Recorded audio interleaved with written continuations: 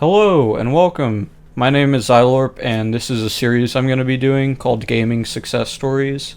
And so basically, what I'm going to be doing here is a series of video essays, sort of highlighting and showcasing games that I love that are, some true gems out there, sometimes uncut gems.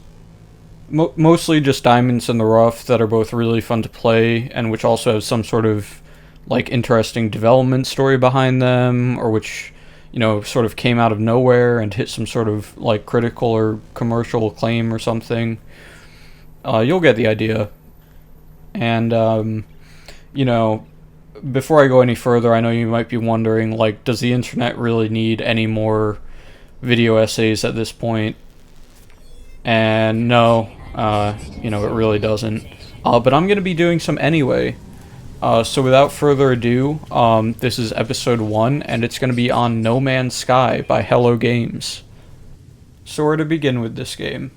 No Man's Sky is the brainchild of Sean Murray of Hello Games, and it was released in 2016 to, abysmal critical acclaim. And that's actually, a really nice way of putting it. This game was panned harder and more universally than I think any game before or since. Seriously, this was like the Challenger explosion of game releases.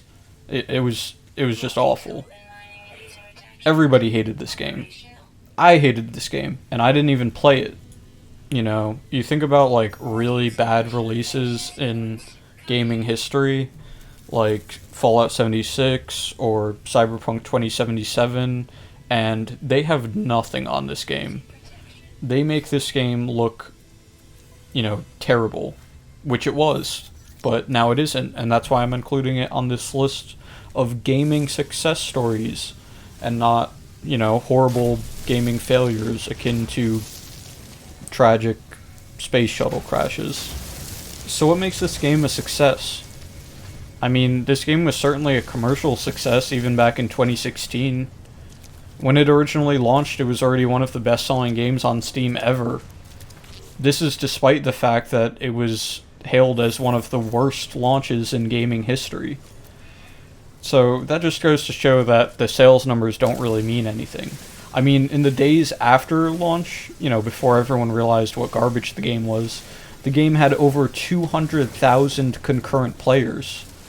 To put things in perspective, it only had about 70,000 less average concurrent players than Skyrim had after its launch in 2011. I mean, the figures that this game pulled in would be insane for any game. They made about $40 million in gross revenue at the time of launch. That would be a success for a AAA publisher, let alone an indie studio made up of about 6 to 10 people. I mean, if we were going just based on the amount of money the game made, then it's already a huge success. But that's not why I'm making this video. I'm making this video because I genuinely really love this game. And I didn't play it until after one of the biggest updates, which was the next update, which, by the way, pulled in another $24 million for Hello Games. But I'm not measuring success based on the amount of units sold, and we've already established that I'm not measuring success based on the launch of this game, because, again, the launch of this game was a nightmare. Not only for gamers that bought the game and felt like they had been cheated, but also for the company, Hello Games. It was,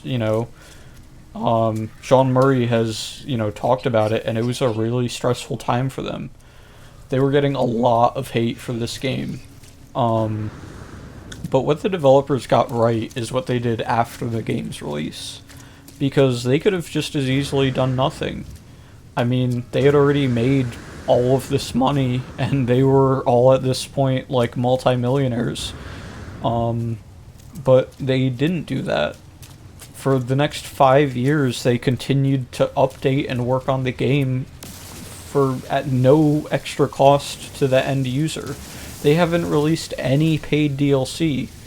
There are no microtransactions in this game. There's custom skins and aesthetic things, but they're not paid for with real life currency. They're paid for with in-game currency. You know, this company did everything right. They did everything you could ask a game developer to do after having like a subpar release. I mean, and at this point, they have like a very active player base. There's an entire community based around this game that uploads videos regularly, talks about upcoming updates, or just, you know, in general, like live streams of Let's Play footage and stuff like that, and people love it. I love it, you know. It's not a huge community, sure, but like it's very dedicated. And I mean, Sean Murray, the creator of this game, is basically praised as a god by the No Man's Sky community because everybody, you know, realizes what they did and is generally very appreciative of it. I mean, he's praised like the way that Todd Howard is by the Bethesda community, except in this case it's unironic and people actually just adore the guy, which I think is really cute. But I think it just like really shows to a lot of people that Hello Games was willing to put in the effort to you know, to fix the game and bring it to the state it's at right now, which is a good segue into talking about the gameplay, because the gameplay in No Man's Sky is really, really fun. It's really addictive. It's sort of like, I've heard people say it's like Minecraft in space, but that doesn't really cover the full girth of the game. Yes, the girth of the game. I mean, it's a really big game. And not just big in terms of the fact that it's a literal universe in a game, but also big in terms of what there is to do in it and what it has to offer. I mean, I've played like 150 hours of this game, and I've barely scratched the surface. I still haven't even done the main quest on a single one of my playthroughs, and I'm still having fun just like running around like an idiot in space, because every world you visit is just like totally different, and you know, the creatures on it are just wild looking. Sometimes they look like really way too weird and you're like, that could never exist, but you know, generally they're all like realistic looking, and you know, it's just a really cool and fun and aesthetically pleasing game. Even the more like barren and desolate worlds are still like, you're just like in awe because they're so massive. And when I tell you that the worlds are massive, I mean they're entire planets, and there's billions, I think maybe even trillions of them in this game. And you know, it is just really, really crazy how big it is. But it's also crazy just how like filled the game is with content in an otherwise like barren and desolate universe. There's just tons of stuff to do. I mean, the base building is really fun.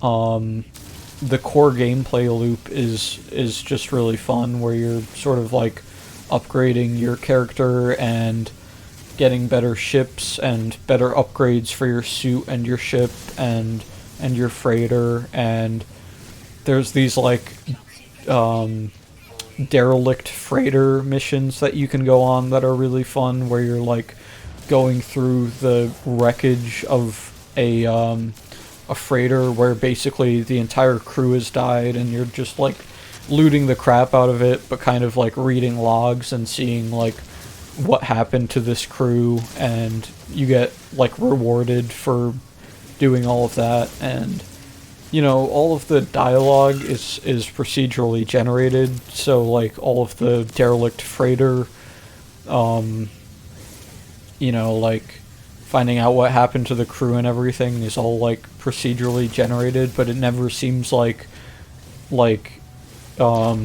it's like a random string of words. It always like makes sense, which is just amazing. And you know, It can be a kind of grindy game. I mean, this is a game where you literally have to discover individual words of like alien languages, of which there are four different alien races. Um, so it is kind of grindy in some aspects, but like finding those knowledge stones, that happens just like naturally while you're just walking around a planet or like driving around a planet in your exocraft. And you just see the stones and you go up to them and get a word. Or like while you're exploring the planet, you'll find these like buried technology modules, which when you dig them up, they give you salvage data, which you can then exchange for construction blueprints for like the base building. So it is kind of grindy, and it is it is pretty barren, and it can be repetitive. But I've enjoyed it, and I would recommend it really to anybody. It's just like a really generally fun gaming experience. Um, yeah, so that was the first episode of Gaming Success Stories. Um, Stay tuned with the channel if you want to see more. Um, Maybe subscribe, maybe don't. I'm not the police of you. Leave a comment if you like the video, maybe like it. Um, yeah, I'm probably going to be doing a few more of these in the future. I'm probably going to stay away from some of the more obvious games like Minecraft or like New Vegas or something at first, but I definitely have a few ideas for like some more obscure games that I want to cover. Um, yeah, so have a great day. Oh, and as a side note, sorry if the video quality was like poor or anything. Feel free to like leave comments on how I can improve that. I definitely know that the audio quality um, probably steadily declines throughout the entire video because I'm like losing my voice at this point. But if you did stick to the end of this video, thank you so much. You don't get any reward or anything, but thank you. I definitely actually appreciate it. And again, stay tuned for more in the future. Bye.